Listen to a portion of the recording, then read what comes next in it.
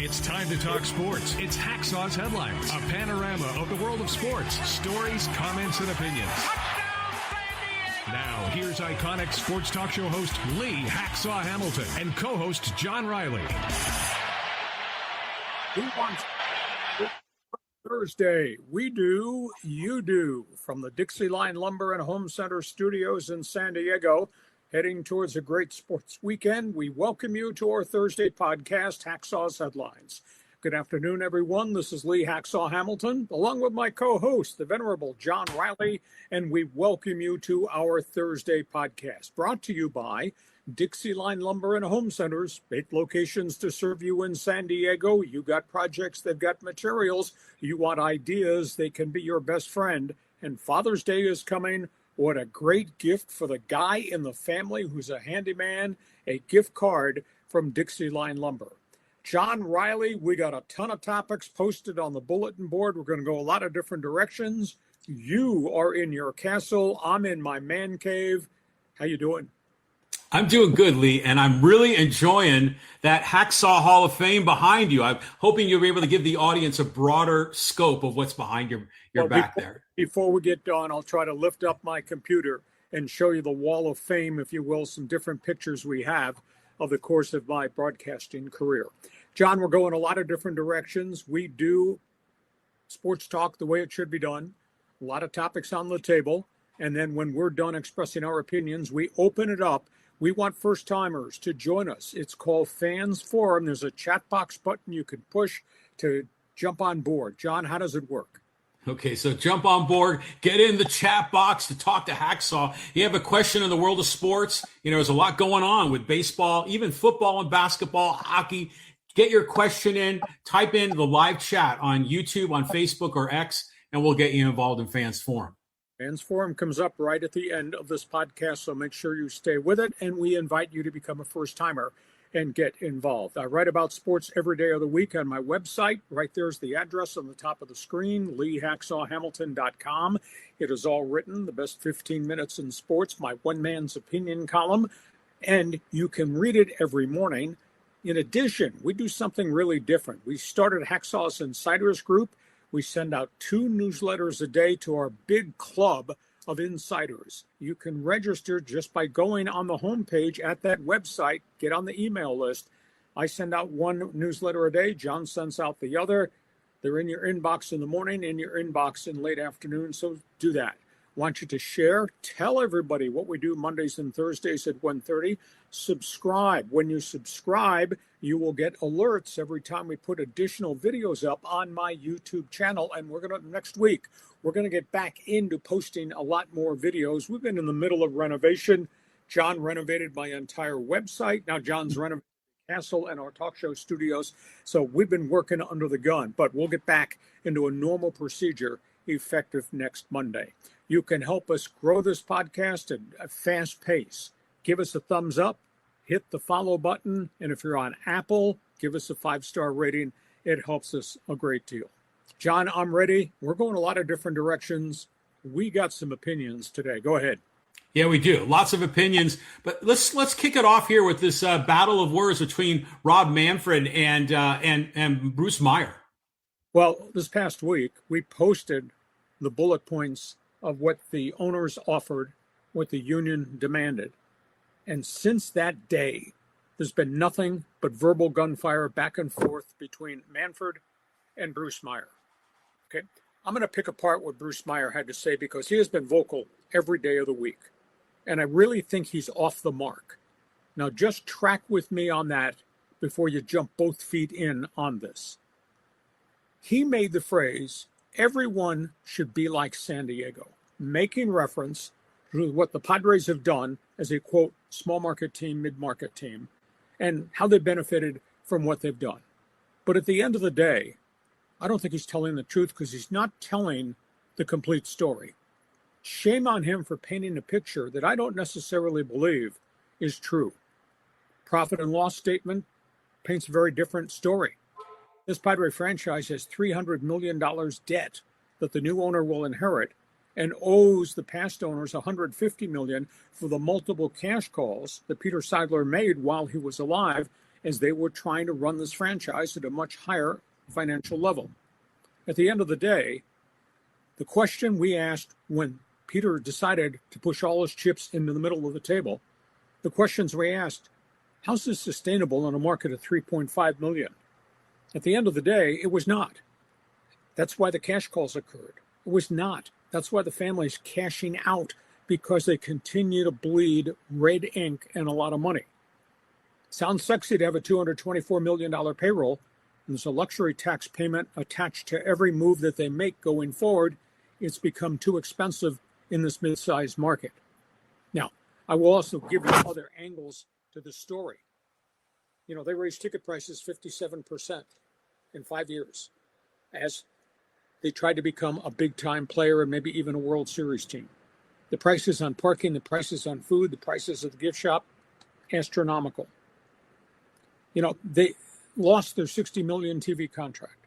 Their TV contract net worth right now is about $30 million. That's a huge loss of a massive revenue stream. Farm system, it's ranked 29th in Major League Baseball because the general manager has to keep trading away all of his blue chip talent to fill in the holes on his roster because there's no other way to make transactions right now. Petco Park, it's a cash register, John. There's no doubt about it. It's been unbelievably successful. I am of the opinion, though, they've really tapped out this community. So now a new owner comes on board, but he's facing much of the same challenges. He might have deeper pockets. Maybe he will.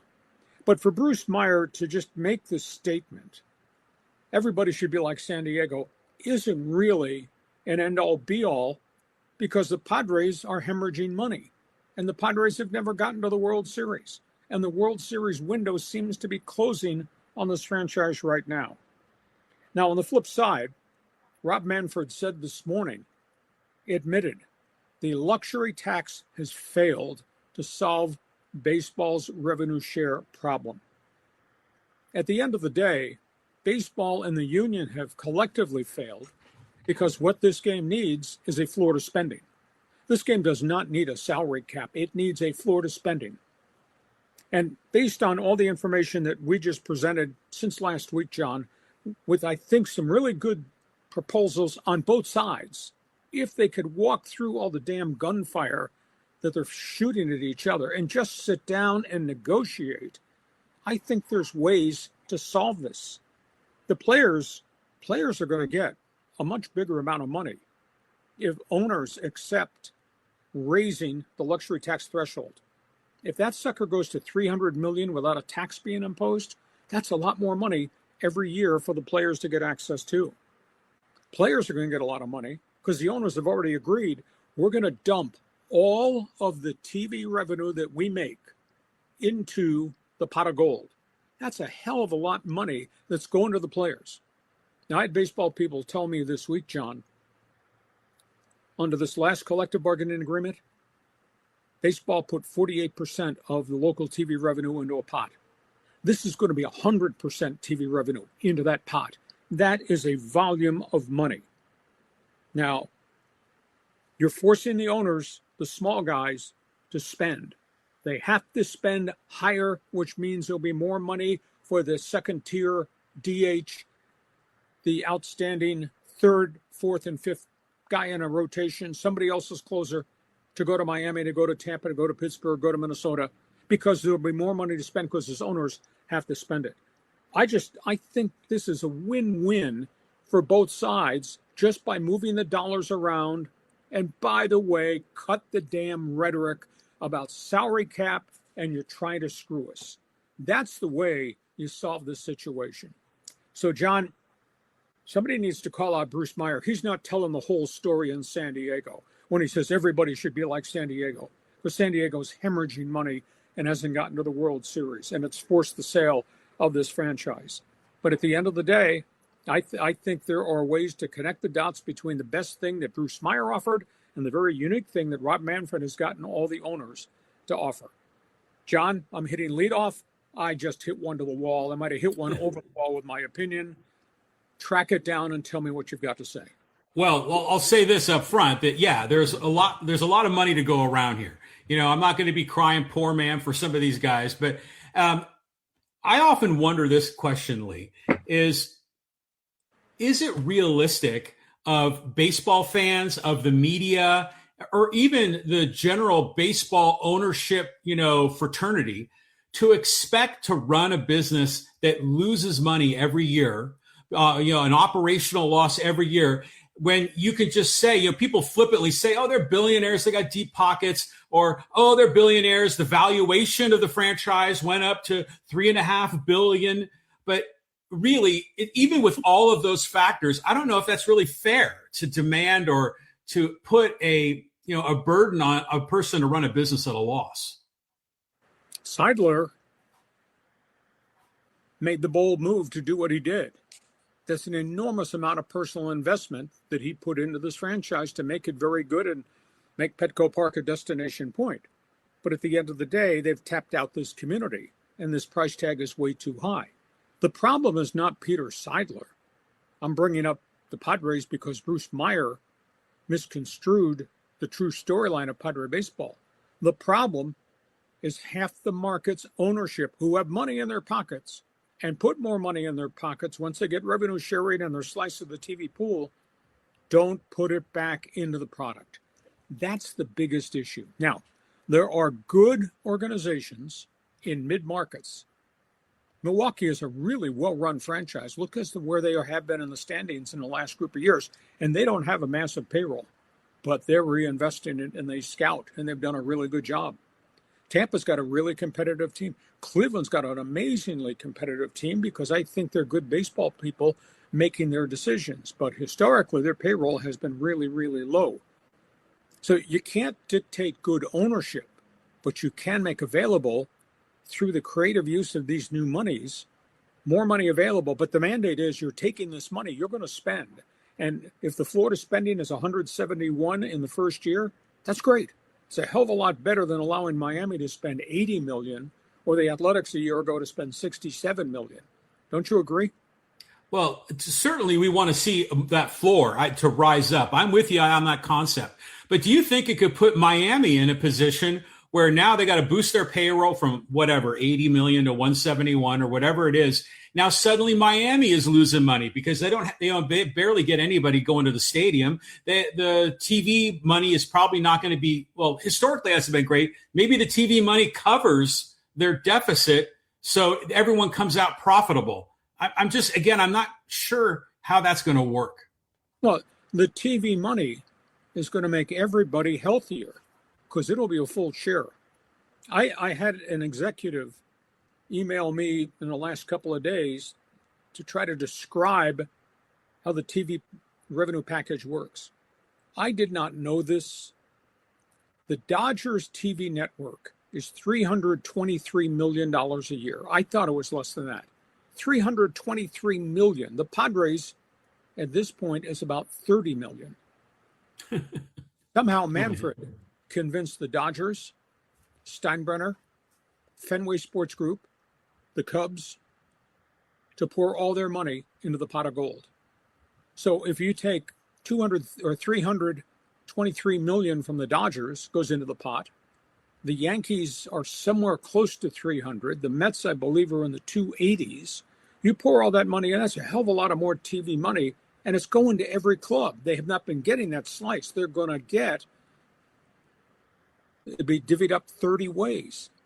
But that's a hell of a lot more money for Miami and Tampa and Pittsburgh to get when they're getting negligible local TV revenue now. I agree. It's more revenue. The asterisk is Miami and Pittsburgh, you have to spend that to 171 million floor. So there'll be a lot more money coming in. The players are going to get all that money. It's got to be spent. But I don't know if enough is coming in, because if Miami goes from 80 million to 170 million, that's a $90 million increase in their payroll. Are they getting $90 million in revenue share on the television deal? I don't think they are, So again, I worry just from a business perspective, if this puts business owners, in this case, these MLB owners, they're going to be running a deficit. They're losing money. I don't think that's really fair to demand of them. But this is not good for the product to have the disparity that we have right now. And it surely won't be good for the product if these two sides don't stop yelling at each other and don't go back to the table and start negotiating over some of the pieces of the proposals that I think are really solid. Okay, let's see what fans have got to say. We're a baseball-centric podcast. I want you to jump into this conversation. Do we need a salary cap? I say no. But I think there's enough creative money now that's going to pour into the pot of gold. We don't need a work stoppage, that's for certain. What have you got to say towards either Rob Manfred or to Bruce Meyer? Somebody who's a baseball fan. Be specific. That's the first question I'm asking today. It's called Fans Forum. We want your opinion on that. Does baseball need a salary cap? I think we definitely need a floor. What have you got to say? Okay, John, that's item one. I hit it over the wall. Let's see what the fans have to say. We go from that. Let's talk baseball on the field. Yeah, baseball on the field. We got the notebook, some news from the Padres and the Dodgers. Padres baseball team looks like a beaten team right now. They get swept in Philadelphia. The Padres lost 2 of 3 in Washington. They're in a really bad slide. As a Padres team, they could be 8 games out of first place by nightfall if the Dodgers win again this evening. It's a Padres team that's got all kinds of problems. And I've talked extensively about my concerns about the makeup of the roster. They've got a refugee starting rotation once you get beyond Michael King and Randy Vasquez. And that's not to be critical because Walker Buehler has pitched his guts out, considering where he's come from with injuries. But I never, ever thought that when you had a piece of a rotation that would involve Buehler, Marquez, Canning, Giolito, I didn't think you could play a 162-game schedule. And now they're on a real down cycle. Padres have lost 10 of their last 13. On top of that, this batting order, now more than a third into the season, is MIA. And I don't know how you're going to solve that situation. Manny Machado just looks mentally defeated at home plate. He looks mechanically broken. And his comment this morning, I'm not disappointed in me with a 172 batting average and a batting average of 122 since April 28th and a history of failure in postseason. And Manny Machado makes the statement, I'm not disappointed, as if there's a hell of a lot more games in the season. Give me my 400 at-bats. I'll show you what I can do. Yeah, but if you're 20 games out of first place by that point in time, is it any good? So this Padres team has just got flaws everywhere, and at this point, no way to solve them. The Nick Castellanos experiment has gone by the books. I'm not blaming Nick. I think Nick had a real tough adjustment to become a part-time player, whether that was a DH, first baseman, sometimes in the outfield. I felt somehow, some way he needed to have at-bats virtually every day to find himself, and he did not get that with any consistency. But that's because the Padres have so many players of the same makeup. I don't think there's a hell of a lot of difference between Castellanos coming here, with Sheets coming here, with Laureano coming here. Too many guys, Ty France included. We're going to play them all. They're all kind of the same type of player. So Castellanos is gone. The alarming point to me is, please don't sales pitch me in the Padre telecast that we're going to be in a pennant race now that Jace Bowen and Samad Taylor are here. Those are career minor leaguers who are plug-in guys.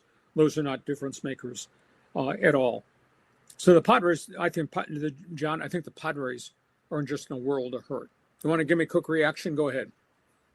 Oh, Lee, I mean, it's just been a disaster. I mean, even today, Manny hit a home run, but, Manny's still, a sucker for that low and away pitch. And like you always said, you thought Machado's bat speed was down. You said you had the data on it. And at first I didn't really take it as seriously because I figured the bat speed, you were talking about the slug, the power.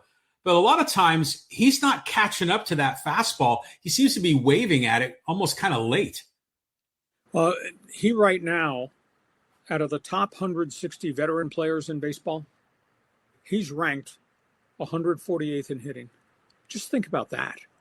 And he's making $35 million right now, and is going to make $40 million next season. And it's just not him, but he is the focal point because he's the one that just made the comment, "I'm not disappointed in me." You've got to be freaking kidding me.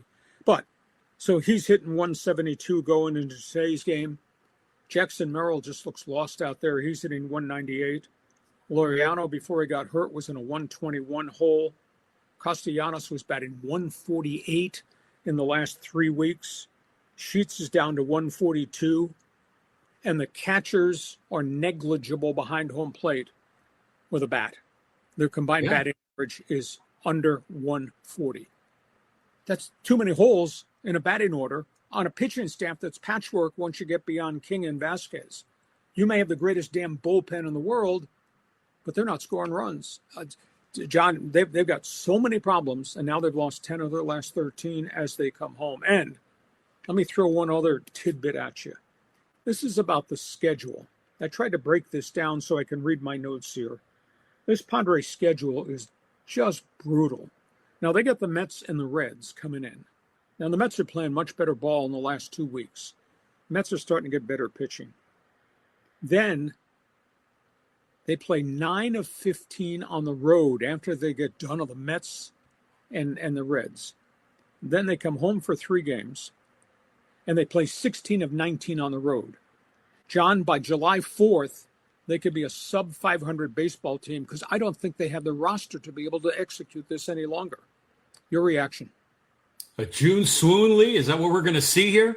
I mean, it's just downright ugly. I mean, I will, if you want to look for bright spots, Walker Buehler is coming along. Sometimes I wonder if he's ever going to rediscover that fastball, if his arm is ever going to recover. But really, the hitting is just such a disaster. They had to cut Nick Castellanos. You know, that's on him. I'm going to blame Nick. I mean, he's got to be able to perform. He wasn't getting it done.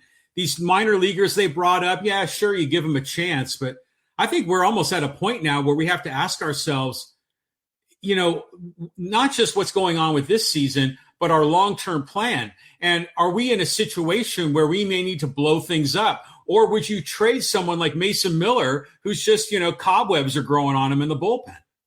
Well, that's too radical to consider that. But there will be pressure on that general manager because this is his roster. He created this situation all these years. As much excitement as we've gotten out of Petco Park, and the product's been good and it's fun and it's a great baseball community. But at the end of the day, this is his franchise, his roster. He put him in this place. How is he going to get him out of this situation? And who you're going to trade, unless you're just going to deal away what's left in the farm system to try to plug in more holes that you created because of other deals that did not work out. So A.J. Preller has to be held accountable here, much like I'm holding Manny Machado accountable. Okay, that's all things Padre baseball. You're a Padre fan.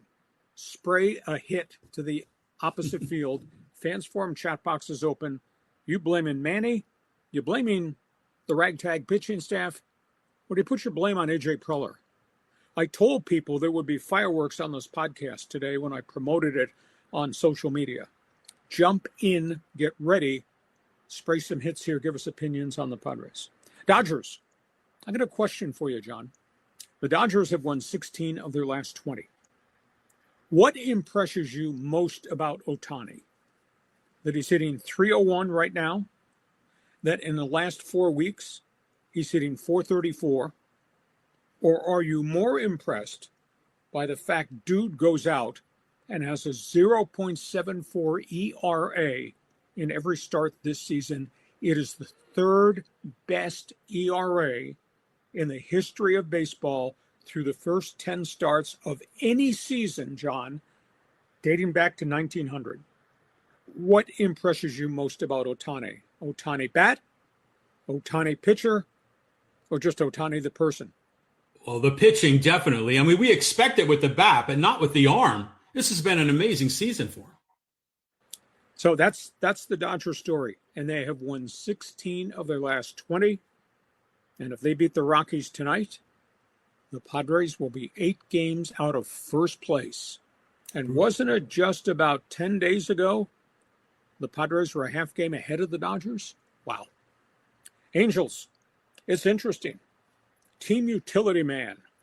They brought up all these guys from the minor leagues. These guys have been journeymen, and these guys are hitting. Absolutely amazing. They had the big series, Tampa Bay. Tampa Bay's pitching staff's falling apart.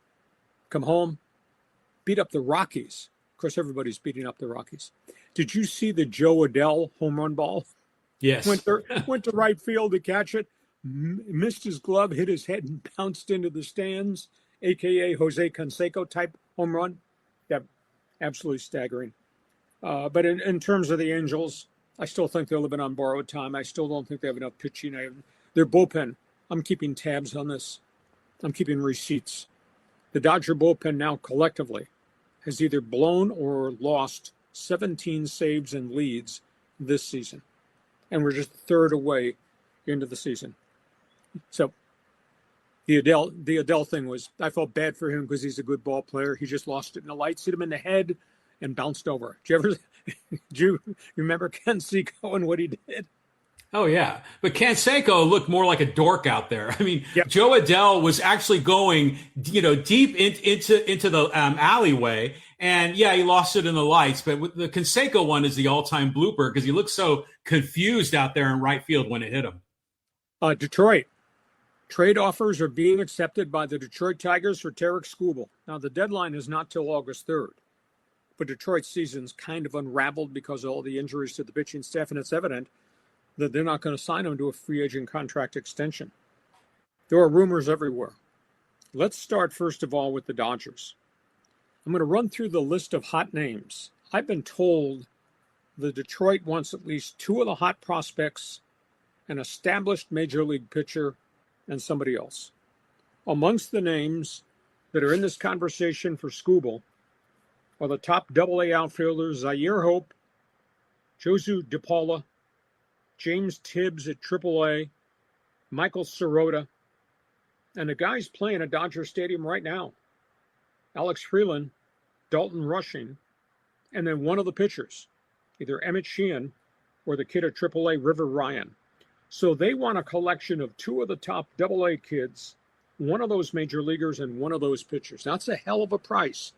But this, again, is Tarek Skubal. Meanwhile, big story out of New York, the Daily News reporting, the Yankees have now gotten into the Skubal conversation. And, of course, they've got a bucket full of pretty good young players.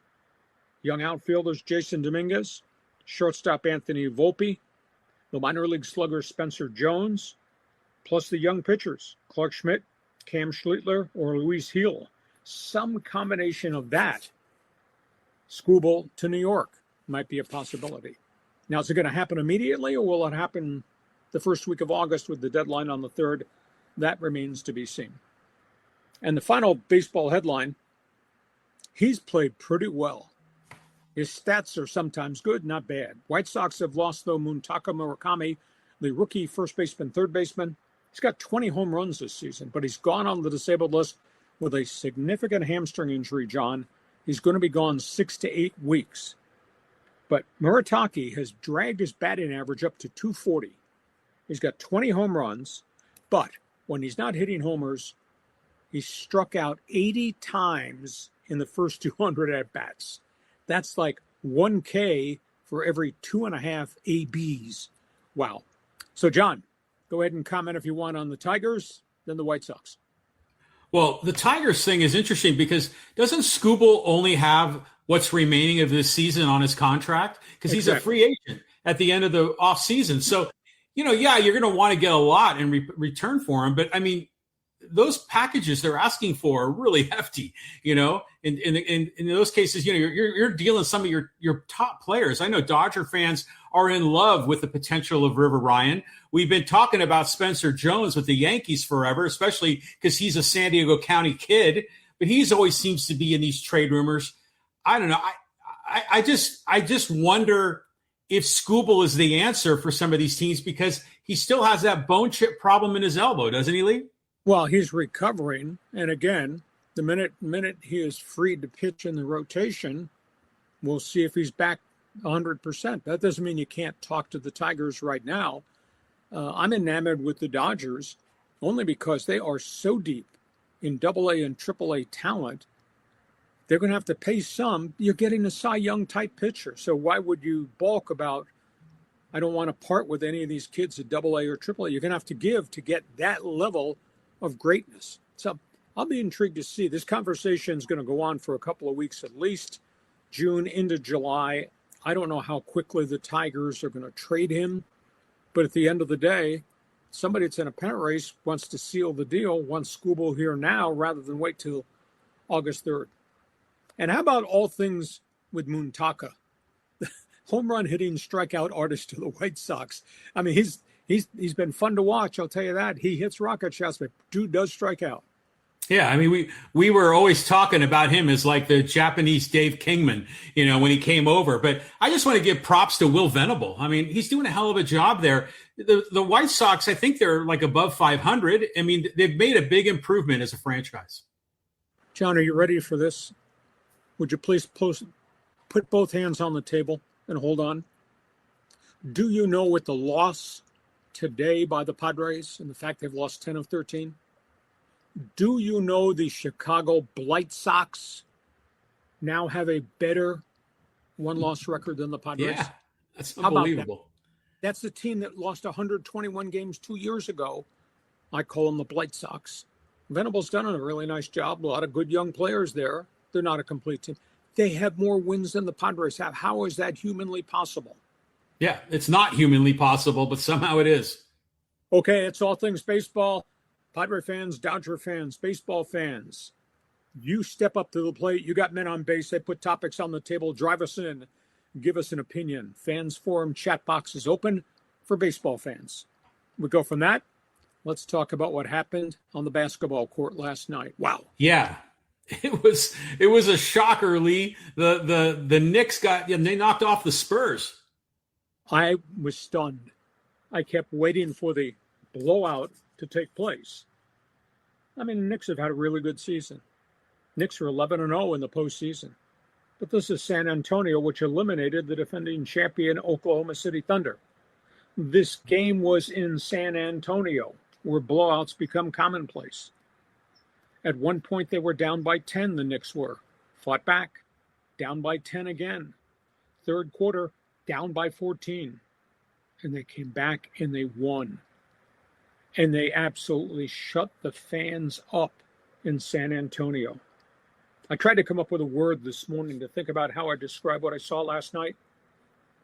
Grit, grime, Brillo pad basketball. I felt after watching it, I had to go wash my hands. I mean, it was really ugly.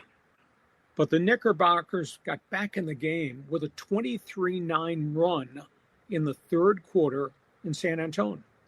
And then in the fourth, as the Spurs kept coming back, they finished them off with an 11-0 scoring run. They outboarded them. The Knicks outboarded Wembanyama and all those tough guys wearing black, 57-40. Jalen Brunson just refuses to lose.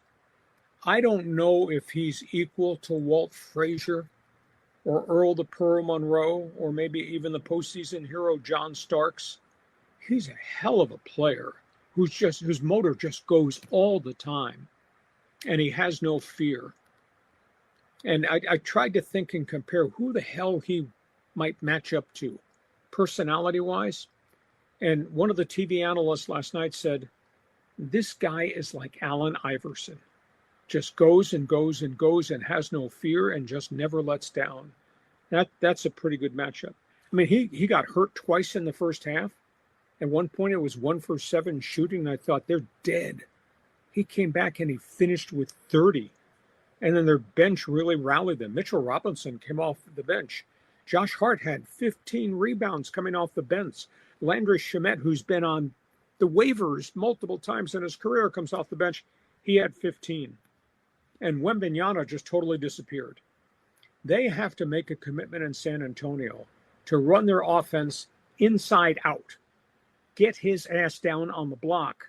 Get him the ball. Let him get fouled. Let him get slam dunks. If not, then distribute it back outside.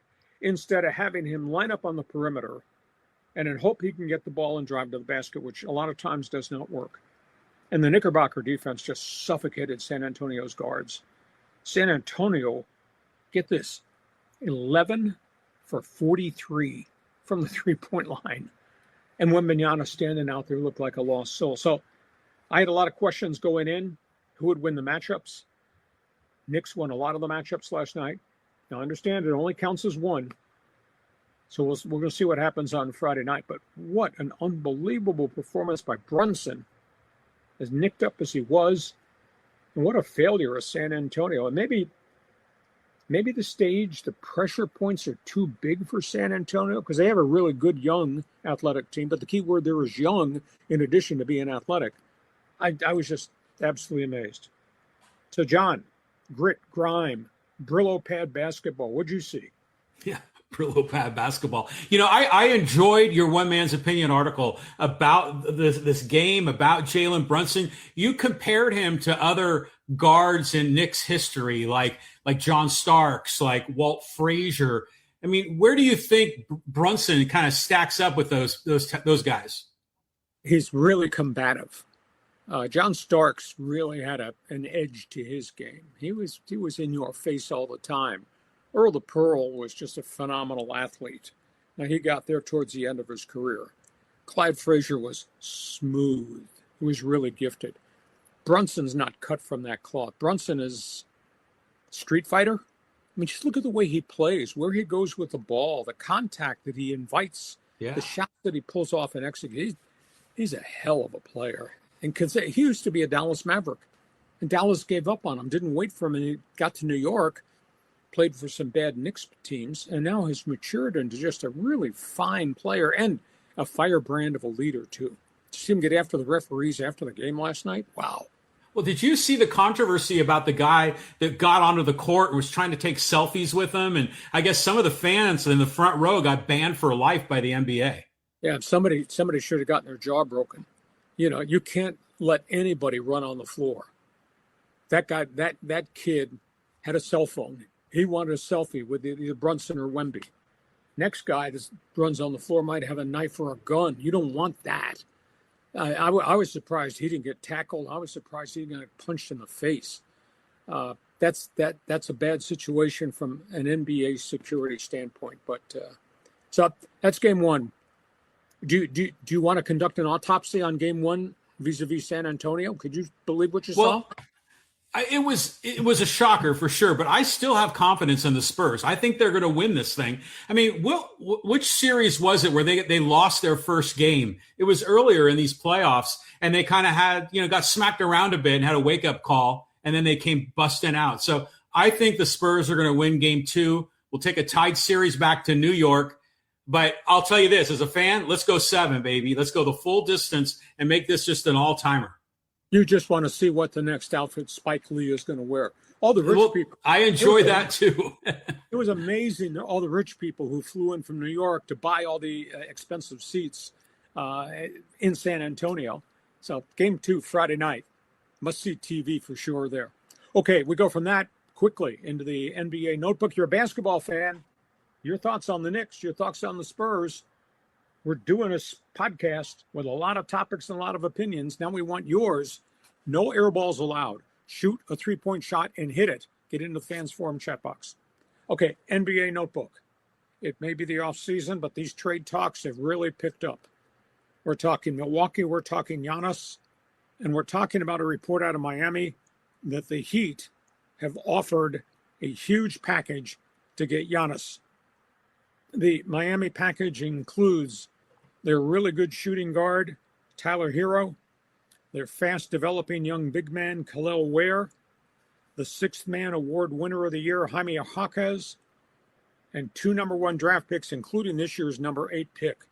That's a pretty good haul for a 31-year-old Giannis.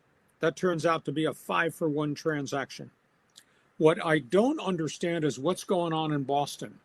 Why all of a sudden is Jaylen Brown being shopped a whole bunch of places, including Milwaukee, in a package deal? Something must have happened between him and the general manager, Brad Stevens, or between he and the coach at the end of the season. Why would you trade Jaylen Brown? He is such a gifted player. I know you do have Derek White there, But why would you do that? But the report is it would involve Jaylen Brown, one of their young bigs, and 3 number 1 draft picks. So that's an intriguing story there.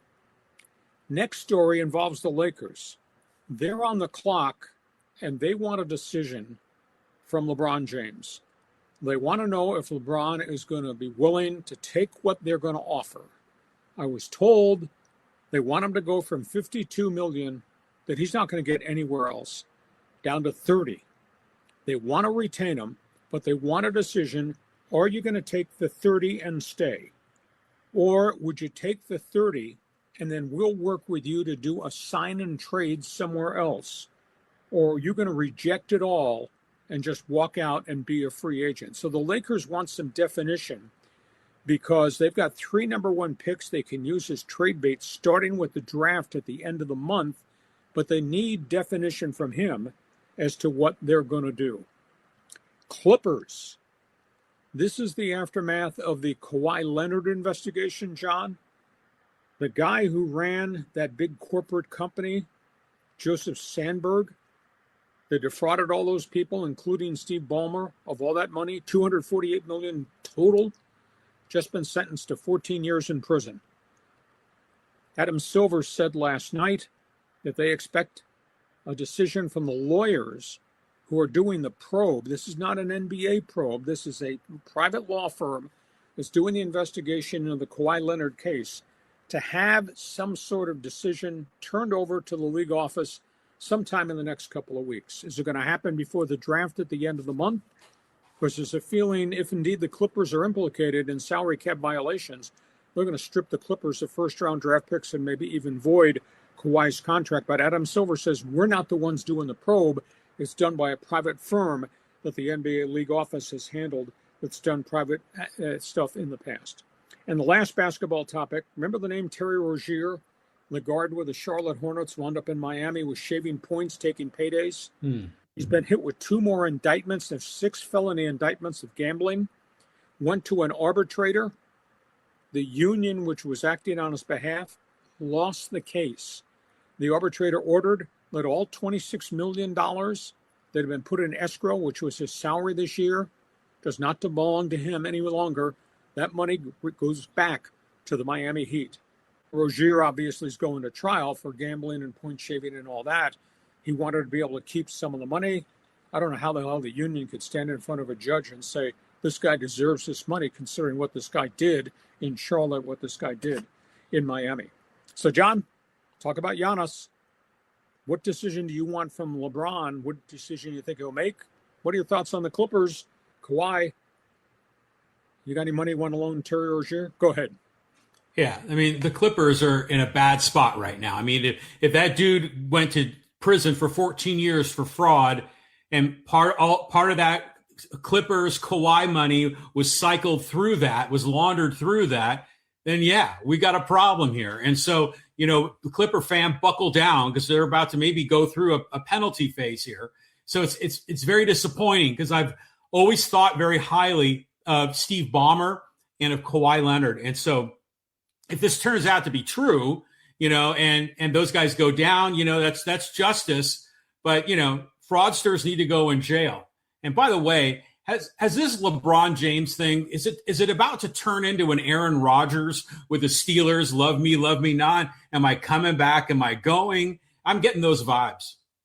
Well, I think there's ego there. I understand that. But he's been such a great contributor to the league and all the things he's done for all the franchises that he's played for and the fact he's won rings in so many different places. But at the end of the day, we've got a veteran player with the clock ticking on him who's probably got one more great year left in his career. Where does he wish to finish? Will it be a payday? Will it be a reunion tour? Should it be with the Lakers because he's got so many business investments in L.A.? Does he go back home to Cleveland where he is pretty revered? But he's got to make this decision because otherwise he's holding the Lakers hostage. And the Lakers have to know by the draft because it's going to impact, if he still has not made a decision, there's still a cap charge that's still on their books that they don't have that money to use. Now, if he makes the decision, $30 million stay, well, then you know what you've got to use to go get other players. If he says, I'll take 30, sign and trade me to Cleveland or sign and trade me to Golden State, then he's off the books at that point. But if he's sitting there the rest of the summer, love me not, as you would say, John, that's not good for the Lakers' ability to do any business because they're still stuck with that contract on their books. Yeah, but don't you think that he has his own plan in mind? You know, it's not like he's going into this offseason not sure what to do. He's probably already thinking, if I go somewhere, I might want to go to this team or that team, and do they have the salary cap? Can those fit? And there's only like a small set of options. He should understand that. But maybe at the end, you know, he's just waiting to see what people put on the table, what kind of money they're offering him. And yeah, that could take a while. Okay. That's all things basketball. Do you got an opinion? Feel free. Want your contribution too. Do not turn over this topic. Want you to hit a shot. Go on board. Fans Forum chat box is open. We are at halftime. Hell of a podcast. I'm doing it from my man cave. He's doing it from the castle. Split screen. Waiting for you to join us. Podcast brought to you by Dixieline Lumber and Home Centers with 8 locations to serve you. If I were to ask you, John, to check off certain things about Dixieline, what's the most impressive thing about Dixieline Lumber for you and for the homeowners and everybody watching this podcast? You know what I really like about Dixieline is cool is that, you know, if you want to buy lumber, okay, and if you go into one of those big box stores, you got to get one of those big like carts, you know, those oversized carts in the parking lot. You got to wheel it in. You got to look at the lumber and you got to pick it out. Just find just the right ones. And then you got to put it back in that cart and go to the checkout counter. And you got to wheel the cart all the way into the parking lot to your car. And then you got to load it all into your truck or whatever you've got going. But Dixieline doesn't do that. Dixieline got a drive-through lumberyard. You just roll in with your pickup truck. Maybe you got some racks on there. They're going to come in and they're going to pick you out the best quality wood for you. They're going to take care of you, Lee. And the great thing here is it's not just for lumber. So if you're buying like a barbecue, you know, if you're buying some like really big thing inside the Dixieline retail store, you can just drive your car right through the lumberyard. They got some dudes out there that are going to help you. They're going to load you up and make sure you get, you know, on your way back to your house with what you're looking for. Build it, fix it, guarantee you'll like it. So many things to look at. Go to Dixieline.com to see all the things they have to offer. Okay, John, just a reminder for everybody who's new with us on the live stream, because we do sports talk the way it should be done. We put topics on the table, and then we express opinions. And when we're done with that, we preserve the back end of the podcast for Fans Forum. First-timers, long-timers, those who agree, those who disagree are invited to join us. How do they get involved? How do they ask a question? How do they make a statement on Fans Forum on this podcast, John? Agree or disagree, you know, jump on board, get in the live chat on YouTube, on X, on Facebook. We'll get you involved in Fans Forum. I see a lot of our regulars there. So, you know, I love seeing our regular guys, but, you know, we love some new faces too. So jump on board. Reminder, I write about sports every day of the week on the website. There's the address right on the top, LeeHacksawHamilton.com. I want you to read it. Best 15 minutes in sports. Really opinionated, one man's opinion columns every day. I should be in your local newspaper writing columns, but that's available too. And also, right on the homepage of my website, there's a big orange box. That's for you to join Hacksaw's Insiders Group. When you do that, you get on the email list, and we send out 2 newsletters a day. You don't get this anywhere else. You don't get this from your columnist in your paper. You don't get this from whoever's doing sports talk radio. We get 2 newsletters a day to your inbox. I send out one in the morning. John sends out one in the afternoon. So fill out the box, get on the email list. You'll get that. Share. Well, hey, just out of defense, okay, Kevin Acey does do a newsletter, but I don't know if he does 2 a day, you know, but anyways, keep going. So anyhow, at the end of the day, we provide you a ton of information, and it's absolutely free. So make sure you register to become part of Hacksaw's Insiders Group. Reminder, share and subscribe. Tell everybody what these 2 loudmouths do on this podcast, Mondays and Thursdays at 1:30. Also, you can help us grow this thing a great deal. Hit the button that says share. Hit the button that says follow. Hit the button, if you will, that just has you give us a thumbs up. And of course, if you're on Apple, there's a 5-star rating. Hey, give us a 5-star rating. We think what we're doing is, quote, pretty bleeping brilliant. So lots of ways for you to be involved. Okay, John, let's move to the second half because we got other unique storylines here to talk about. Quit smirking.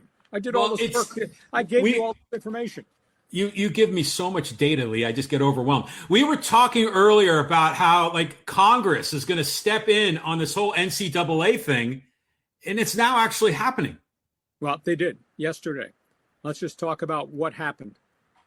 Ted Cruz put together this proposal to, quote, save college athletics.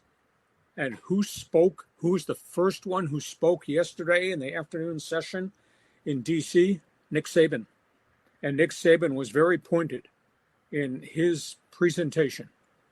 He says college football problems have to be solved. What we have now does not work.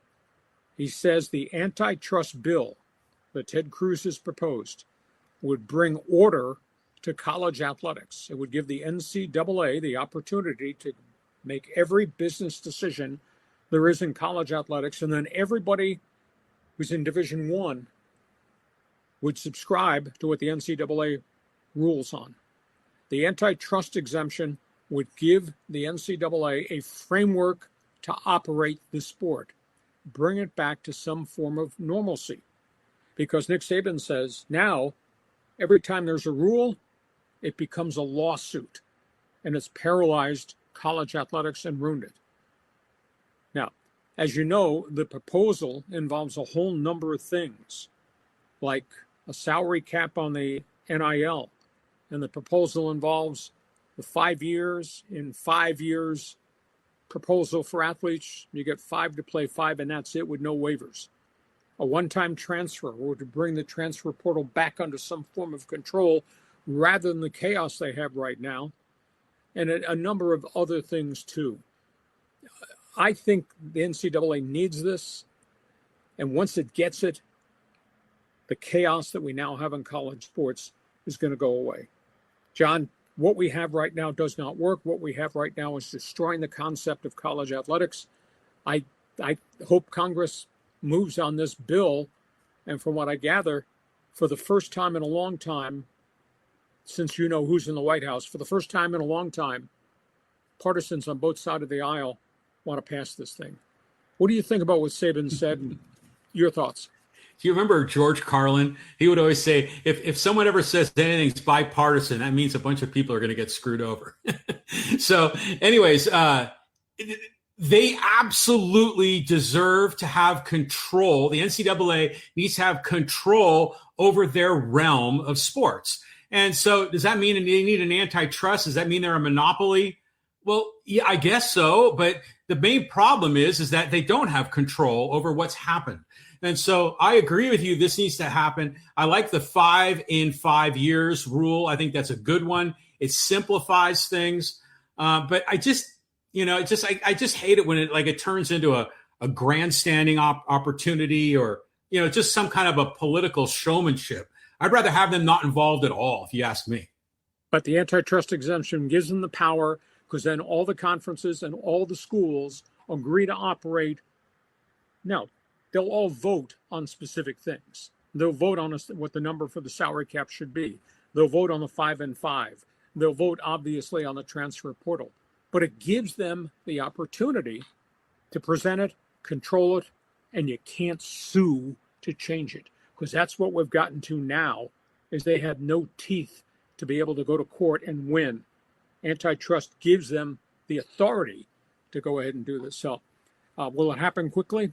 We'll find out. Well, here's a question for you, Lee, is that if you look at college sports, there's D1, 2, and 3, and those are all part of NCAA, but there's also NAIA. I wonder if this antitrust gives NCAA a monopoly, and maybe the NAIA schools are going to have to roll into the NCAA. I don't think the NAIA or the junior college associations will be part of this. I think this will be about 1AA, 2, and 3. But remember, 1AA, Division 2, and Division 3, we're all really financially limited. So this is all about truly Division 1 athletics, the big money in Division 1 athletics. Will they take some of the guidelines? Sure. The transfer portal, the 5 and 5, sure. That'll work at Eastern Kentucky, and it'll work at Susquehanna College or Baldwin Wallace College or wherever. But again, this is all driven to try to bring under control Division 1 athletics. Okay, We go from that. You got an opinion? Do we need an antitrust exemption? Somebody who loves college football, basketball, jump into the fans forum chat box. From that, let's turn to the NFL. We'll talk about these guys in Los Angeles, West Coast football.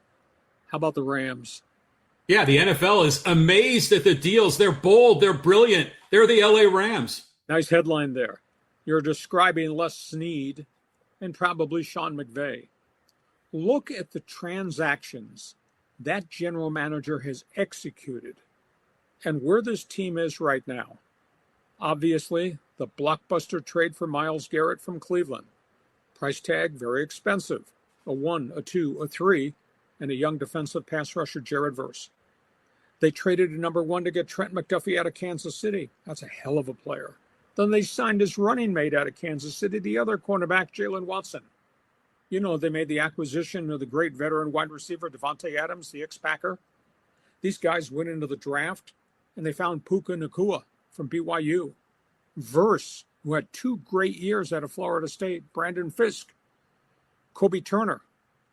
They did the bold trade. You do recall Matthew Stafford was broken in Detroit, came here, became a legend.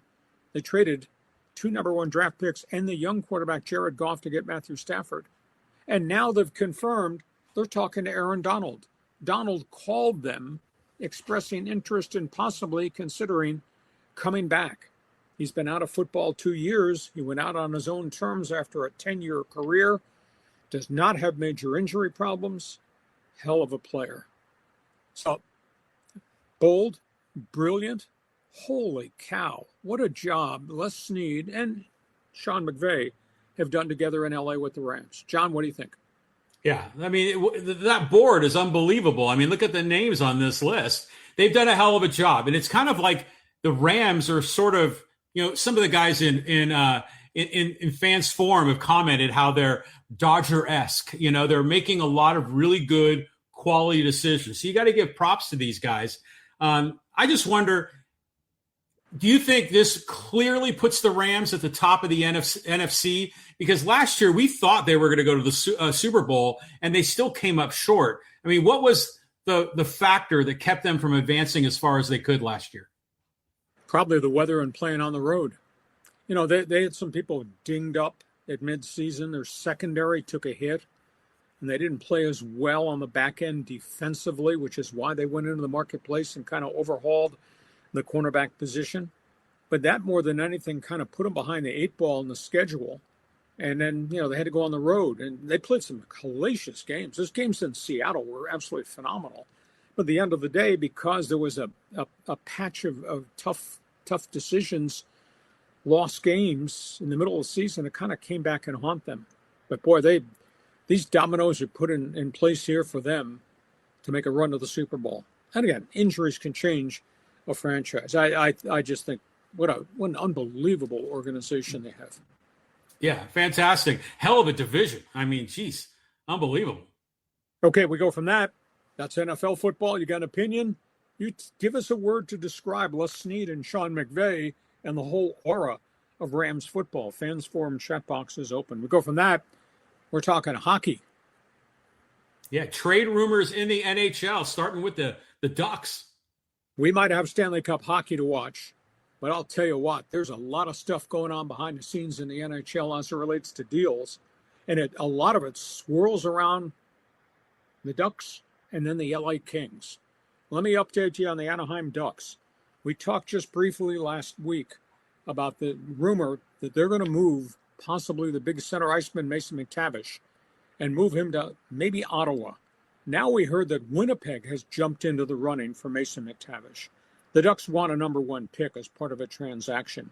And the rumor with Ottawa was number 1 pick along with David Montgomery, a big power forward at the University of Wisconsin, in a 2-for-1 deal. That would help Ottawa in terms of getting more strength at center ice and to get the Ducks bigger and younger. Now Winnipeg has jumped into the running here, and the rumor is they'd take the 8th pick in the first round from Winnipeg, and one of the players from Winnipeg, we don't know who it is. It might be Gabe Vilardi.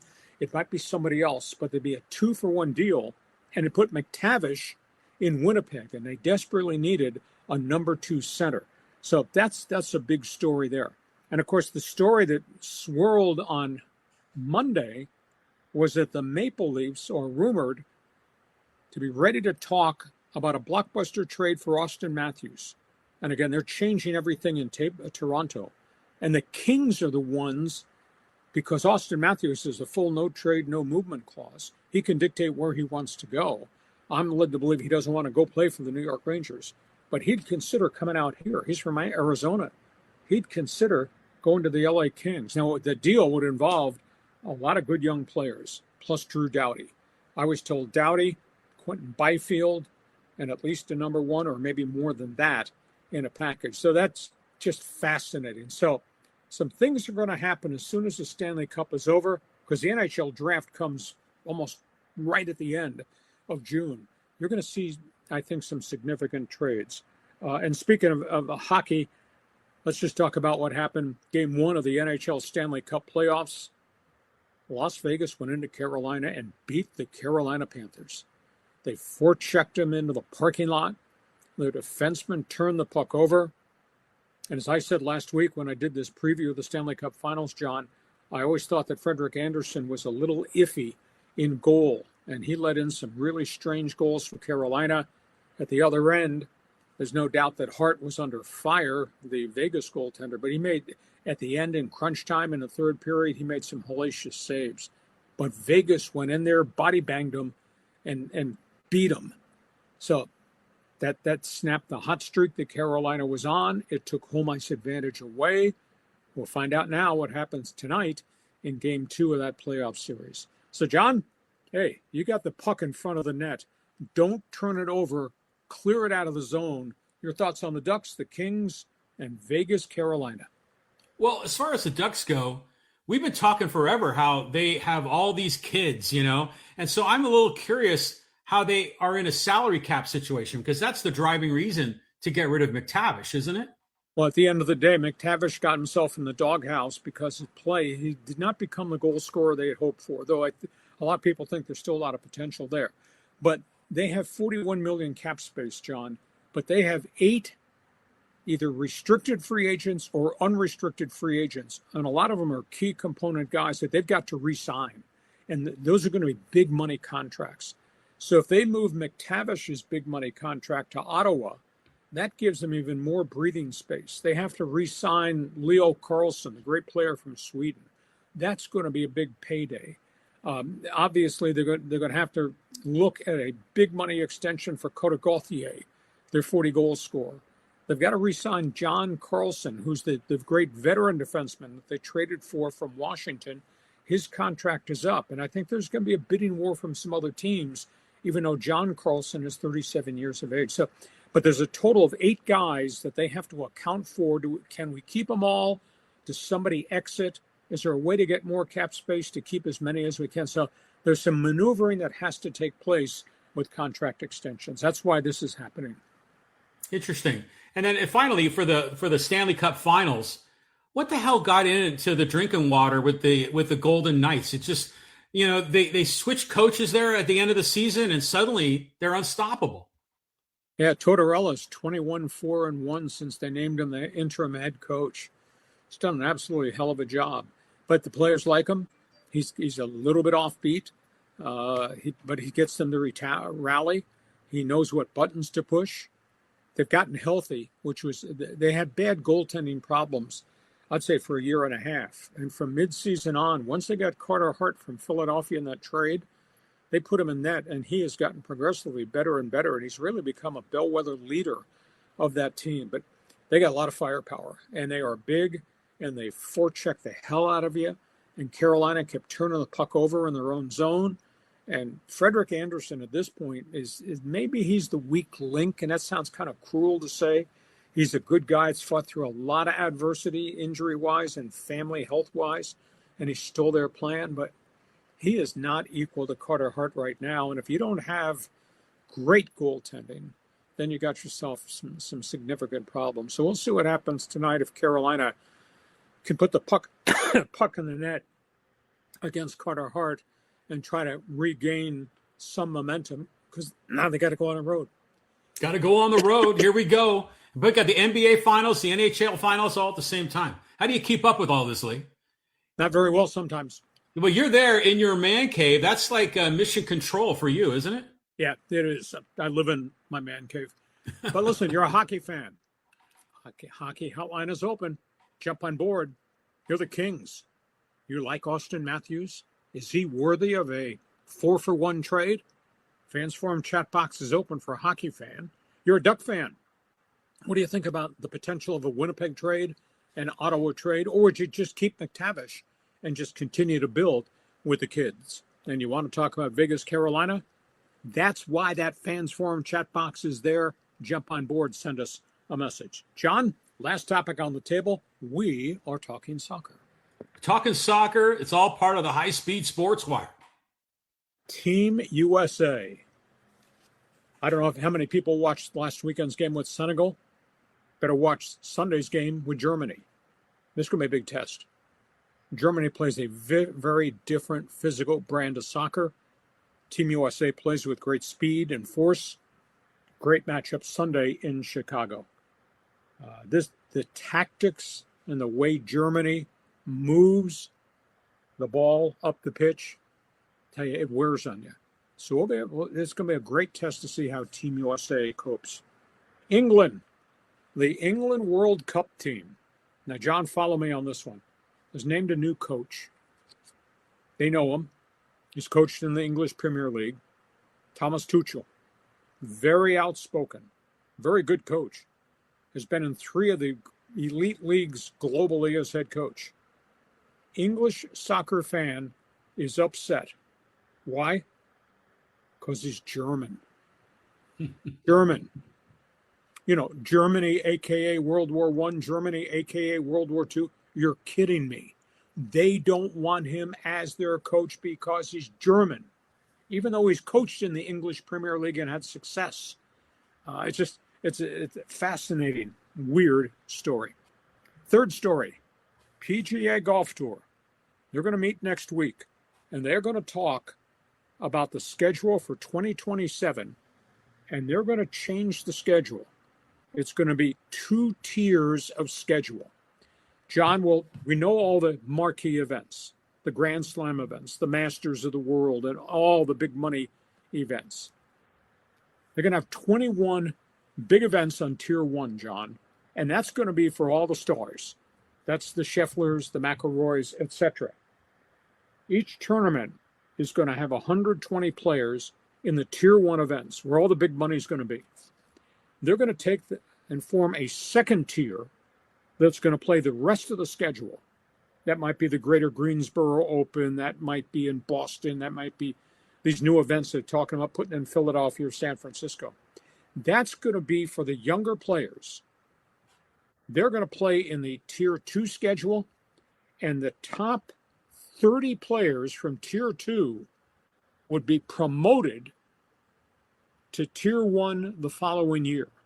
So the top 30 guys on the second tier would get the chance a year from now to go play with Rory McIlroy, Scottie Scheffler, Xander Schauffele, etc. Now, the bottom guys on Tier 1 that did not have good seasons, they're going to get relegated down to Tier 2. Now, this has got to be voted on by the Tour Players Board. But this is what is being discussed and what is being proposed right now. So pro golf next year is going to be really different because it's not going to start next year. It'll start in 2028, but they're going to vote, and it's going to change the whole face of golf. So that's a golf story. And horse racing. Now, the Triple Crown is not what the Triple Crown used to be. But the final jewel of the Triple Crown this weekend, the Belmont Stakes, which is going to be run in upstate New York at Saratoga because they're still renovating Belmont Park. It's going to be fun. Now, it's only 9 horses compared to 14 that we had in the Preakness, compared to 20 that we had in Kentucky Derby. There's only 9 that are running. But the top 2 horses in the Kentucky Derby are going to run at the Preakness. That involves Golden Tempo, the horse that came from last place to win. That includes Renegade, that was far back in the pack, who stormed and finished second. They're both going to run. However, the Preakness horse, Napoleon Solo, who won at Pimlico, is not going to run, unfortunately. They're going to hold that horse out to get it ready to run at the Haskell Stakes later in the season. But this race, this matchup between Renegade and Golden Tempo, that's going to be fun to watch. So, John, Germany? You want to hire a German to coach in my country? That's what people are saying in England.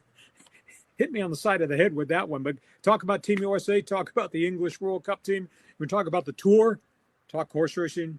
Podium belongs to you. Yeah, I think English soccer fan needs to pick up a history book. I mean, the British royalty all come from Saxony and Queen Victoria and Prince Albert. It's all German. You know, even the Windsors, they have a lot of German roots. So come on, man. You know, there's a lot of commonality between those two different groups. You know, Team USA, I'm fired up for them. You know, I think it's going to be great. Like you say, a real test against Germany. Let's see how they go. But we're getting right down to the nitty gritty of getting this World Cup started. Lee, do you think there's been more buzz? Do you think we're at a point now where soccer is capturing the imagination, or do we need to wait for the opening ceremonies? I think the opening ceremonies and the games, because right now, John, all we're getting is just the continual fallout from all the business side controversies, whether that's FIFA, whether that's ticket prices, whether that's Iran, whether that's ICE trying to be security at each of the stadiums, whether it's Trump. There's so much negative swirl. I get no buzz at all. And I follow this extensively, and I interact with national soccer writers and some guys that I know that cover the English Premier League. There is no buzz about this World Cup. And we get to the first games at SoFi Stadium and up in Seattle, John, and we got a lot of empty seats. What a freaking embarrassment this is going to be for what FIFA has done to all the fans. And we don't know. I read an essay today from a national writer in New York. We don't know about terrorism. Security are freaked out. You know, Homeland Defense is really concerned that there could be incidents. So that's off the field. On the pitch, it's going to be great, but there's so much negative swirl just 2 weeks before the start of this thing, when I thought at this point there'd be so much electricity in the country. I just don't sense it. And it's too bad, because I am amped like you are amped. I want to see Team USA.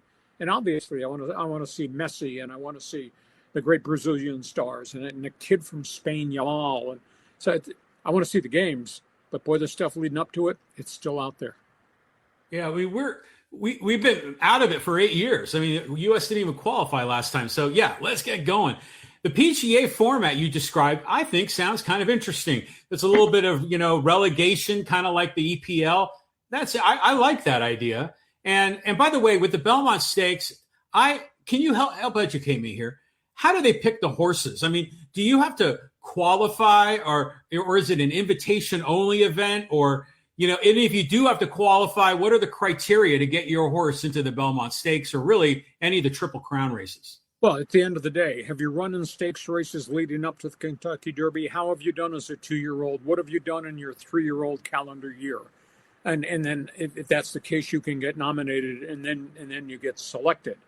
They're not going to put a donkey or a mule in there that hasn't run and had any success whatsoever. So, again, all the marquee breeders know who their great horses are, so that's how they put them up to be considered. But the biggest problem with the Triple Crown right now, John, is the calendar. The calendar is bunched too tightly together that now trainers don't want to risk injuring these mega $1 million horses, because when a horse's career is over, then he's put to stud, and there's a phenomenal amount of money there. So at the end of the day, I want my horse to win, but I'm not going to risk running him at 2 major races in a 3-week span where he might break down, get hurt, and have to be euthanized. That goes back to the argument they've now had 2 years in a row. My solution is you keep the Kentucky Derby at its fixed position at Churchill Downs in May. You move the Preakness and make it a holiday event around July 4th holiday and run it at Pimlico. So then you've got from the first week of May till July 4th for these horses to get rested. You take third jewel, the Belmont Stakes, and you push that to Labor Day weekend. You make that a holiday event. So then you go from July 4th to the first weekend in September. All those horses have the ability to rest, train again, get healthy, and be 100%, they all go. That's how you get them all into the Triple Crown, because right now everybody runs the Derby, and then you get half a field for Preakness and even lesser field at Belmont. I don't understand why this is so hard to configure, because you tie it to holidays, it becomes a big event, does it not? I'll sign that memo. That's where we are. Listen, we do sports talk the way it should be done. Lots of topics on the table and a bunch of opinions. Me from my man cave, he's out there in left field. John, we got a lot of people, I'm sure, with comments. Let's get to Fans Forum here for the next couple of minutes. Give them a chance to take over control of this podcast. Go ahead. When are we going to see the rest of the man cave, Lee? We'll do it right at the end. Oh, okay, we'll do it right then. Okay, let's go to MM Forever. Hey, what's the point of a salary cap if deferrals exist? Well, they have to negotiate how they're going to phase this in. That's a tremendously valid question. But that's why you negotiate, and they'll find a way to phase it in. And then, they may cap deferrals. They may say you can only have so many players on deferrals, that you can't do it that way. You can't hide the money. And then how do you do the percentages? So that's all part of the negotiations. This is not an easily figured out mosaic, if you want, because you're talking TV revenue, you're talking stadium revenue, you're talking game revenue, but then how do you configure a franchise that owns the land around the stadium that's built all these businesses? Is that baseball revenue that has to go into the salary cap? So there's just an immense number of things there. And then obviously the TV contracts, the streaming contracts, the different people you've got now that are your media partners. There's a huge outcry right now about the need for an international draft. Is there going to be a bigger, firmer cap on the amount of money given to unproven international players or high school and college draft picks? Do we cap that too? Cap it stronger than it is right now? So there's a lot of things that go in here to determine how we're coming to the dollar values and then how you split the dollars up. Simple question, John, you're the mathematician here. You're the one that spent 7 years at UCSD. It is a complex mosaic financially, is it not? It is. I mean, and to your point, yeah, I mean, they've got to find a way to make this deal work. But the question, of course, is what's going into the pot? There's been some conversation that maybe ticket revenue at the turnstile is not put back into the pot. So teams like the Padres that are selling out are going to get rewarded. That'd be good. But I think MM Forever here is correct. If you're going to have a salary cap, you got to have an elimination of the deferrals. Otherwise, it's too squirrely. Good deal. MM, thanks for being with us. Move on, John. Okay, let's go to our friend Matt DeBeast. Thanks for your donation. Hey, I've tried putting Ohtani into contacts with artificial intelligence, but even Claude admits that WAR as a stat can't contextualize his production occupying one roster spot. Oh, we're never going to see this again. In baseball, the only one that's ever come close to doing what he's doing is Babe Ruth, and that was 1920. I mean, if you consider his excellence on the mound, consider his excellence as a designated hitter, consider the modern day preparation that now every ball player does to get ready to play that game at 7:00 tonight, it's mind-boggling. In Babe's day, he'd play, he'd go to the pub, he'd sleep in, he'd eat his dogs, go to the yard, throw the uniform on, and go play. There was no preparation. But now, baseball is so consumed by data, John, the preparation, the amount of hours a player has to put in, and it's double for him because he's getting ready to DH and who he's going to hit against and who the relievers are. And when he's getting ready to pitch, that batting order and the scouting report and half the pitches, guys, his mental capacity to me is just beyond anything I think I've ever seen from a ball player. What do you think? Yeah, absolutely. It's just unbelievable. And, when you look at him as a hitter, you could say Ohtani, yeah, he hits for average, but there's a lot of guys who hit for average. He hits power.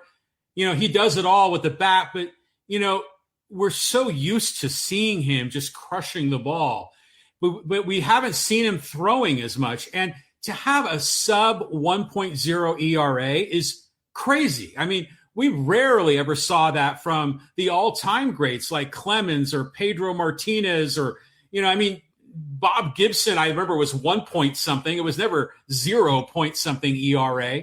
So Ohtani is he's a freak. He's a freak of nature, and I mean, the Dodgers sure as hell happy that he's part of their club. And it does create an interesting thing about how, from a roster configuration, having a two-way player is a huge feather in that dugout's cap. Yeah. And again, the scoreboard does not lie. He's hitting 301 right now. Now, he went through a stretch where he was hitting 205. But in the last 3 to 4 weeks, his batting average is back up. It's like 343. And the pitching statistic, his ERA, first 10 starts, 0.78. It is third best in the history of baseball dating to 1900. Do you know how long ago that was? Third best at 0.78 ERA. It's just, he may be a Dodger. Appreciate the greatness, because, John, it's must-see TV. If I get the chance to see the Dodgers, I got to watch him hit. And when he's pitching, I just need to watch this.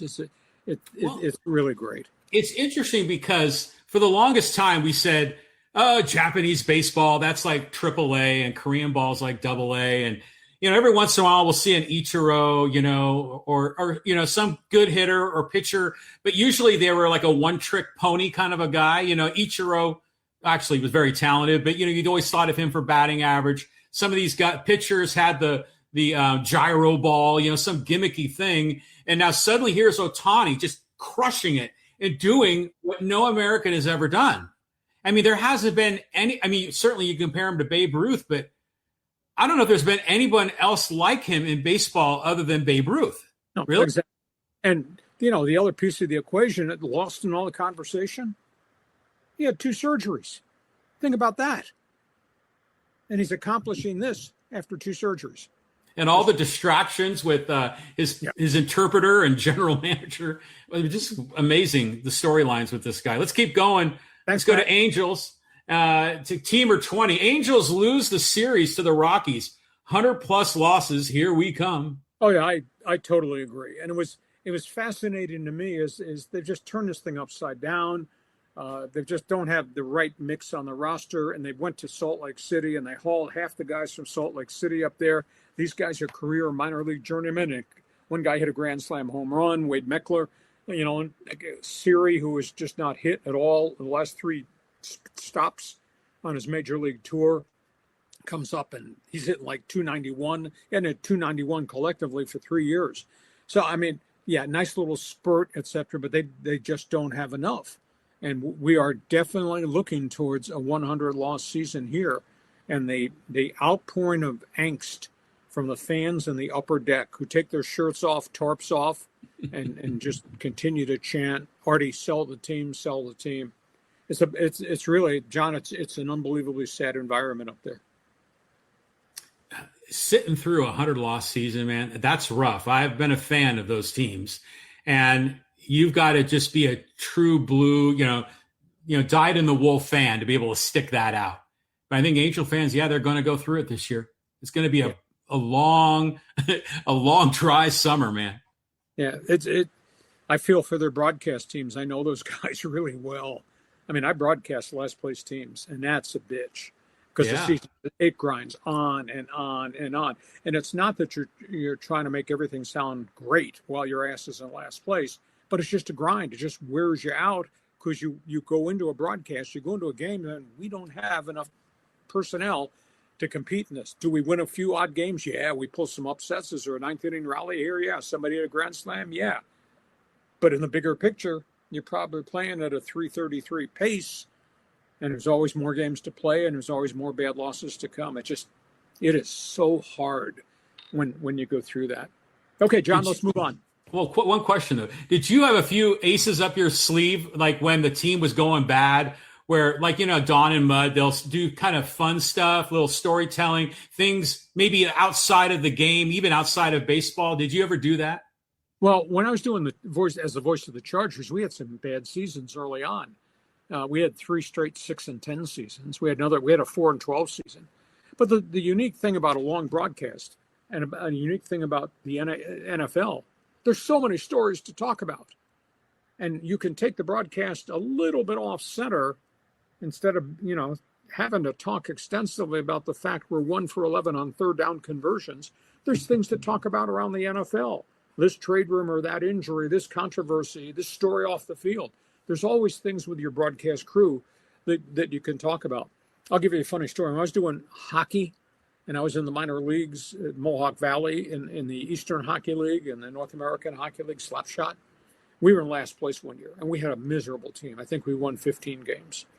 And we were in last place, and we were on a long losing streak. And there was another team that was just above us in the standings. I think it was Cape Cod. And this is in the Eastern Hockey League. And we beat them, like on a Thursday night. And it was an exciting game. It was like 6-5 or something. And we beat them, and we climbed out of last place.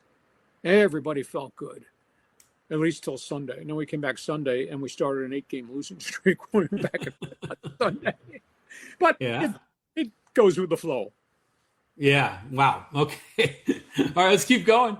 Hey, let's go to our friend Music to My Ears and another donation. Thank you very much for this. He says, hey, Padres are sliding, and it could get worse into the end of the season with fatigue, injuries, and clinched playoff spots. Well, they look broken right now. They look emotionally drained. And again, I'm not being critical of the pitching situation because injuries have wiped them out. And A.J. Preller bought lottery tickets, and the Buehler lottery ticket seems to have worked. I give Walker Buehler an enormous amount of credit for being a bulldog and going out there. And right now we're seeing more better starts than we're seeing shaky starts. But in terms of Marquez, that has not worked. Canning gives you a couple of good innings, but there's walks and home runs there. Giolito is trying to get by on guile and his experiences. I don't think he has overwhelming stuff. In his last group of years in other places, he wasn't that dominant. That's the back end of your rotation for another 140 games. I don't know that that's humanly possible. And I'm really disturbed at the hitting. I mean, they look psychologically worn out, and they mechanically flawed. They got too many guys hitting under 220 who are making an enormous amount of money. And I don't know, is anybody else out there offended by Manny Machado's comment that he made about not being worried? How can you not be worried when you're hitting what you're hitting, considering you haven't hit it all? To me, that's I don't know if I'd say that's insulting, but that's a problem. His specific comment was, "I'm not disappointed." Well, hell, then you're the only one in the community that's not. That's Manny being Manny. He's a tough guy. He's not going to show any weakness. He's not going to want to have to, bend a knee or admit that he's lesser.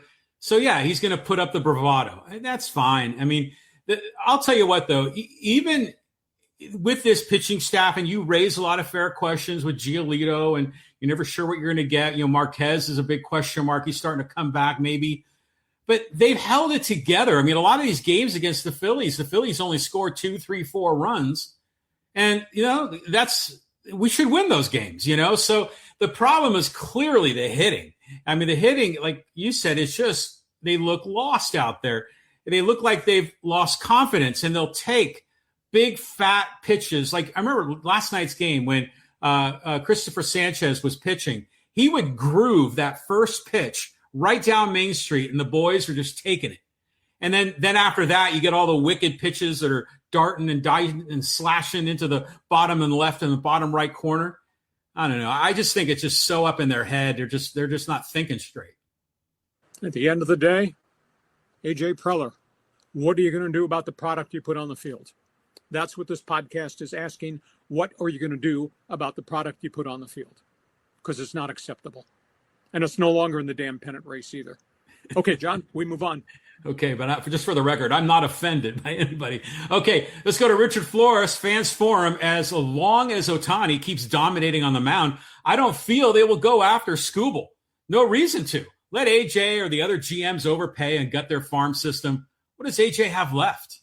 Well, he's got Ethan Salas, who's having a really good year for a young catcher. He's hitting for the first time in his career. at AA. He's hitting very well. So Salas is available. People probably asking. He's got himself a really good AA pitcher. Down at Class A, he's got some really young kids, but those kids are a long ways away. I don't think that the Padres collectively have the group that they could make a deal for Skubal. And by the way, Skubal is going to be a walk-free agent. Do you really believe the Padres are going to be able to keep anybody? New ownership may come in, but if the price is $35 million, they're going to pay somebody $35 million? I don't think so. No. Not in this market any longer. So the Dodgers have more resources. Geez, you go, John, when we're done, you just go check out the stats at Oklahoma City, check off how many prospects are there, and then go look at AA. You won't freaking believe how many prospects they've got there at AA. I mean, they are just loaded. And I ran through the list on our baseball segment of how many marquee names there are. So now, do the Dodgers want to do that? Do they need to do it? I don't know. Skubal's a hell of a talent. Granted, they're still on the hook for massive contracts for Blake Snell, Tyler Glasnow. I'll be intrigued to see where the bidding goes. But the reports are that the Dodgers and the Yankees right now are the ones that seem to have the wealth to make that kind of deal. I think a Dodger fan would love for the Dodgers to get Skubal just to spite everybody else in Major League Baseball. Yeah, you can't touch us. We're the Dodgers. We got unlimited resources. And you talked about how for so long they made deals, last 2 or 3 years where they got the marquee guy and they never gave up their top prospects. Yep. So those guys had just been building a backlog. I mean, it would stink to be in the depth chart, with the Dodgers in AA. You might not get a sniff of the big show. Yeah. And with rare exception, most of the guys they've traded haven't really panned out to be anything. Michael Bush, remember that name? First baseman, power hitter. They hung on to him for a whole bunch. He wound up going to the Chicago Cubs finally. He has some good stretches, but he's not an established scare the hell out of your first baseman. James Outman, remember him, the center fielder? Mm-hmm. That was supposed to be the next center fielder, and he just never hit major league pitching. He's been moved. He's in Minnesota right now, but he's not doing anything special. So they've moved guys out of there, but none of those guys have turned out to be studs. The Padres moved guys out of here, and that's James Woods, and that's C.J. Abrams, and that's Mackenzie Gore. And John, if you went through the checklist of Padre prospects that were included in Preller deals, there's a lot of guys playing baseball having a fair amount of success.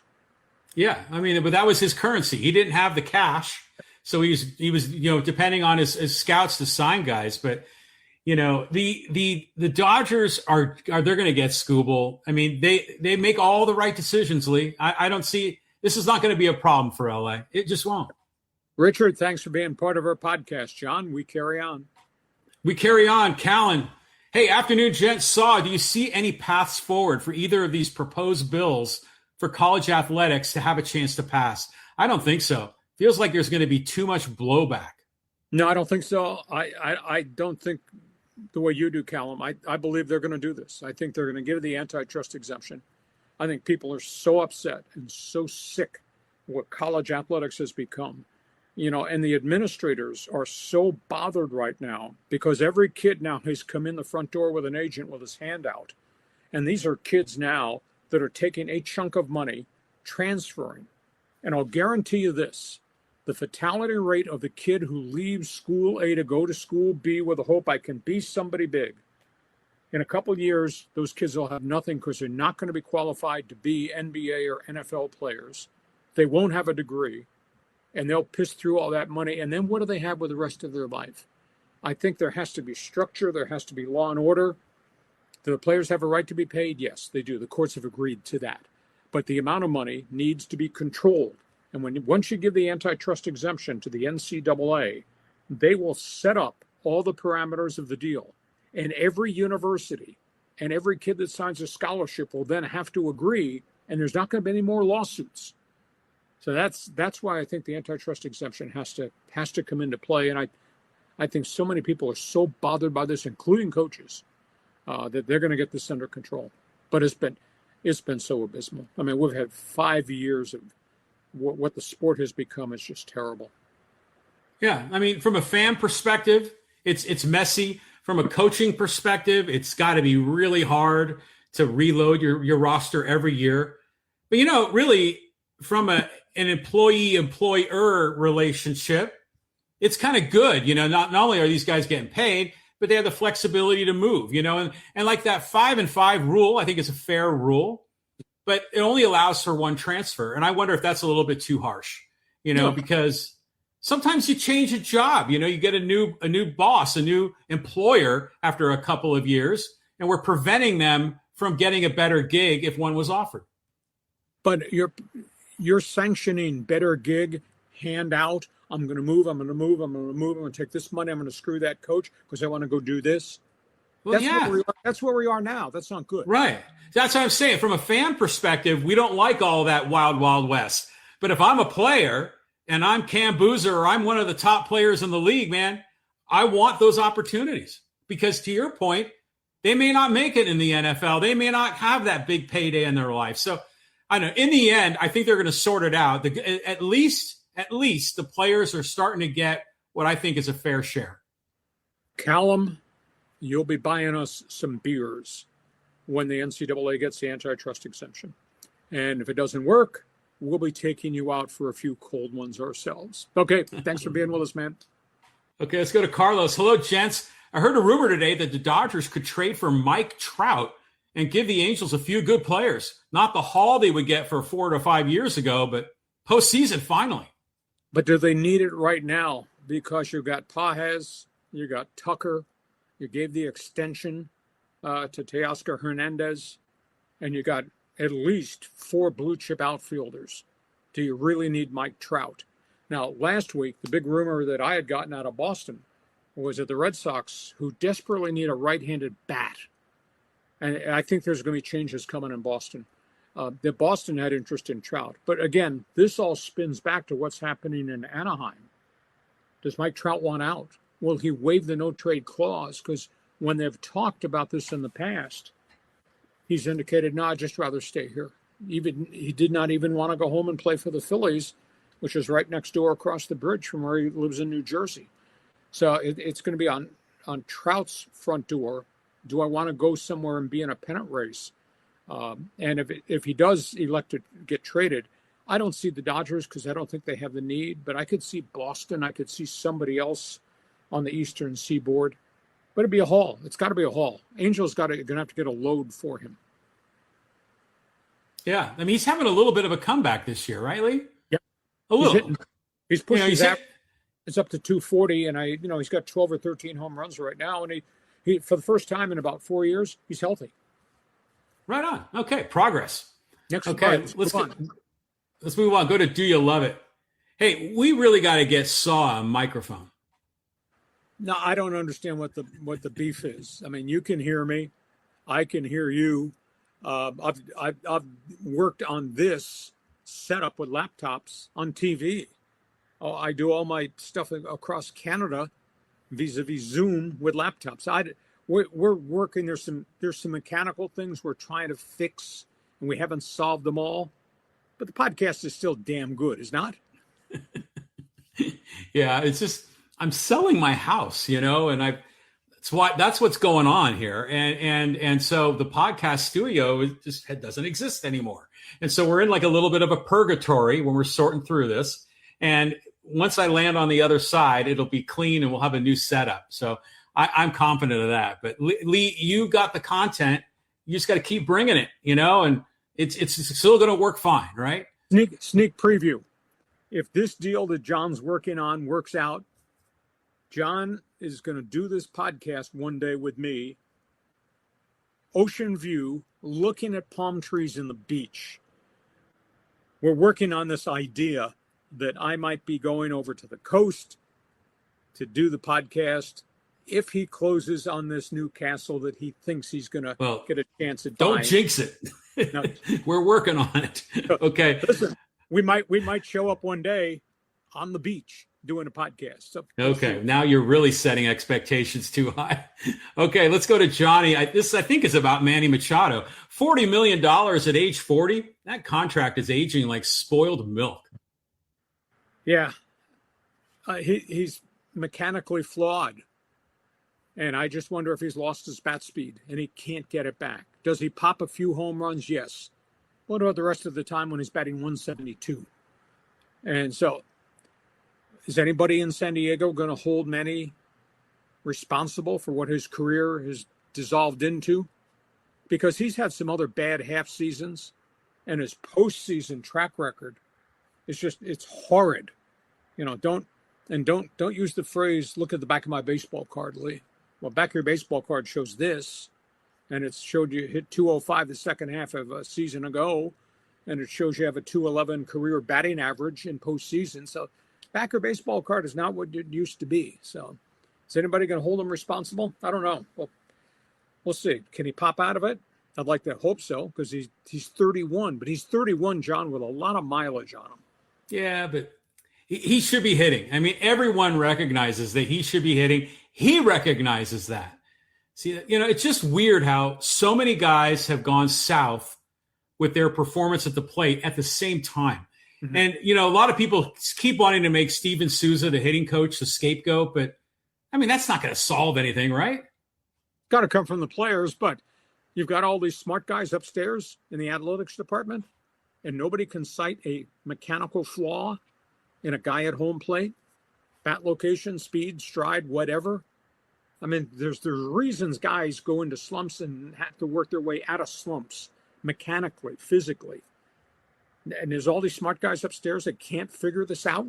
Kind of blows my mind. Well, I don't necessarily think you want some kind of a, statistical nerd trying to coach Manny on his swing, but still, I think, to your point, they can talk to him about which pitches you want to capitalize on. Okay, let's keep going here. Let's go to Alfonso. This is a two-parter, Lee. Real quick two-parter. Hey, this just in off the Sports Wire. The Padres lose. Hacksaw keeps it real. End of the day, scoreboard does not lie, and we talk about the scoreboard all the time, and while the scoreboard is the way the scoreboard is, I'm really disappointed. They had the good start. I always put an asterisk next to some of these things, like, oh, that's good that you played Washington and Colorado and some really bad teams. What's going to happen when we start playing real people? Well, now they're playing real people, and now they're in a really bad stretch. They've lost 11 of 14. Now they're coming home. They're going to play a Mets team that's suddenly starting to play better. They're going to get a Seattle team that's now in first place.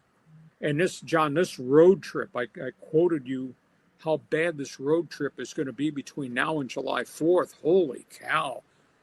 And how are they going to survive this with this roster, the way this roster's playing? This has the makings of something to be just catastrophic to me. Yeah, it just seems like it's almost infectious, the way it's getting everyone down. I know, when's Campusano coming back? I mean, that's maybe a little bit of a bright spot to look forward to. Well, Campusano is I think, doing baseball-related stuff with a fractured toe. But we don't, there's not an update there. There will be no Pavetta signing. There'll be no sighting of Joe Musgrove. They're both on the 60-day disabled list. They just got moved. And neither one is, all they're doing is soft toss in the outfield. They're miles away from being able to pitch. So AJ's going to have to find a way to find players. And I don't know where he's going to find players unless he's going to move out what's left in the farm system. Crazy. Yeah. We didn't expect this at all. No. All right, let's go to Bat Fan. Hey, LeBron is an unrestricted free agent. He's already off the books. No, his cap number is $52 million. There's a cap charge of $57 million that stays on the books until he decides what he's going to do. If he leaves, he comes off the books. But as long as he's unsigned, he's still their property with it. There's a cap charge there. Now, if he comes back to them and says, I'll agree to play for $30 million, then they pick up whatever the difference is from the 52, which gives him breathing room. But if he sits there and says, I'll play for 30 if you trade me, sign and trade, well, then you got to work a sign and trade. And if he makes no decision for now and free agency starts, he's on their books. That's $57 million against a cap they can't use. So is he a free agent? Yes, but there's reasons why he's not a free agent as it relates to bookkeeping at the NBA level. Hope that answers your question. Yeah, it's always very complicated, isn't it? You're sort of a free agent, but someone has an option, or and salary cap kind of throws things off too. Frankly, I can't keep up with the tail of it. I mean, it's no wonder that some of these teams have guys that's their job. It's just to manage contracts and rosters and keeping all the money in line. And you're the smartest guy in the room on this podcast, and you can't understand it. No, it's over my pay grade. Hey, let's go to Sports Fan. Hey, Aaliyah Hacksaw Hamilton, what do you think of the NHL Players Association unveiling a new format for the 2027 All-Star Weekend? I think the MLB All-Star Game should follow the NHL All-Star Game. Well, the skills competition's great. I don't pay much attention to the All-Star festivities. The games became a shooting match. Nobody wanted to check anybody, and then people are winning 9-8. Well, that's not hockey.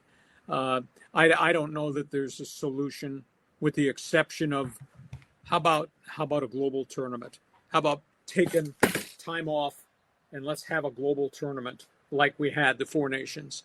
That to me would be a great all-star festivity. But at this point, that's complicated. You can't do it on a year-by-year basis because there's so many other things there, and it has to be worked and linked with the Winter Olympics too. But so. Is it going to be a novelty? Yes. Is it important? Nah, not really.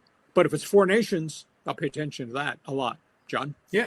Well, we've loved Four Nations. Why mess with that? But I think everyone's trying to reinvent their own All-Star game to find lightning in a bottle. I don't know. I mean, it's, to me, the best All-Star game events that I always like are the even today, I still like watching the slam dunk contest in the NBA. I like the 3-point shot. I love the MLB home run challenge, but a lot of the other ones I don't really care much about. Right? I like the baseball All-Star game because of that. There's a lot of history and legacy to look back, and those guys do play hard. Those guys play hard. That game still means something. The rest of them, Pro Bowl, NFL, whatever the junk is the NBA is presenting right now, or what the NHL might be, it's not the same as the Midsummer Night Classic in baseball. Maybe that's because I'm a baseball purist. Yeah, it's all good. Lee, can we get a look at what's going on behind you, all those pictures? I think you got a good story to tell. Okay. So anyhow, I'm kind of a collector. So some people have sent me artwork they've done of my career as a talk show host and as a voice of the Chargers and the Seattle Seahawks. So I just took some pictures and put them together. There's a montage there in the light picture frame of all the broadcast guys that I was with on different broadcast teams, and others are just headshots, action shots from press conferences, things of that nature. And then there's the one over here on the left, the black and white. Those are artist rendition of me doing sports talk radio, etc. So those are some of the things that I have just on one of my walls. The rest of my walls are, as John knows, bookcases and historical books everywhere.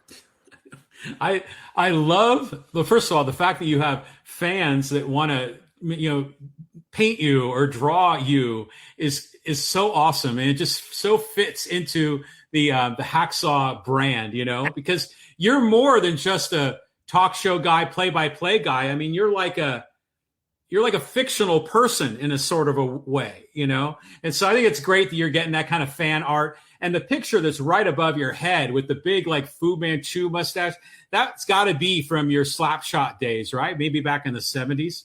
That's from my hockey days, exactly. That's awesome. I mean, that is just fantastic. So are you calling me a cartoon character now? Is that what you're calling me? Yes, I am. And I mean that with all the love and good that goes with it. But you're not just the regular sports guy. I mean, there's a whole persona and a whole thing that goes around Hacksaw. And that's fun. I like that. This is kind of interesting because we got put into this box when John said, I'm going to renovate this house because there's a likelihood we're going to move to the coast. And then we'll have new studios and all that. So John and I, for the last month, have just been going through chaos with this podcast, trying to find the right way to do it, where to do it, how to do it. Does the equipment work? This is not, from a technology standpoint, easy just to execute. So we worked really hard, and some of the shows have been better than others in shows. So we just keep working at it the way it is. Hey, listen, sidebar here before we wrap up. We do this podcast Monday and Thursdays at 1:30. You can help us grow this thing. Hit the follow button. Give us a thumbs up. Give us the 5-star ranking on Apple. It really helps us. And if you have yet to check my website, I write a ton of sports every day. LeeHacksawHamilton.com. Subscribe to the Insiders group right on the homepage of the website. Then you'll get 2 newsletters a day, one from me, one from John. And have you ever seen Hacksaw on TV? A lot of people have not been alerted to this. I do a big sports package every Saturday at KUSI at 6:30 a.m. They give me 7 minutes, which is like 2 blocks to do one man's opinion on sports. It's really different TV. So if you check it out, you can sample it on my website, because John now puts the video on my website, on my YouTube channel also. So check that out too. 6:30 Saturday morning. And John, I'll call you because I get up at 4:15 to go to work. Yeah, you do. I'll call you, so you'll be up having coffee to watch it on Saturday morning. Hey, Jason Ostell is a Hacksaw fan, isn't he? Yes, good guy. Yeah, he is a good guy. Right on. Okay, we hope you've enjoyed this podcast, brought to you by Dixieline Lumber and Home Centers. 8 locations to serve you in San Diego. Got projects, they got materials. And with Father's Day coming, you guys should tell the lady in your life, great Father's Day gift would be a gift card from Dixieline. Go to Dixieline.com to see all things they have to offer. John, a lot of topics on the table. Boy, did we hit a few nerve buttons today. Have yourself a great sports weekend. Continue the project of repainting all those walls. We'll see you come Monday at 1:30. Come Monday, everything's going to be all right.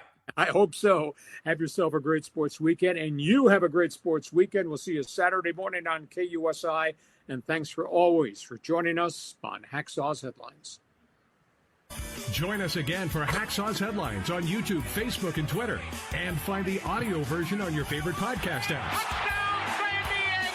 For more content, go to LeeHacksawHamilton.com.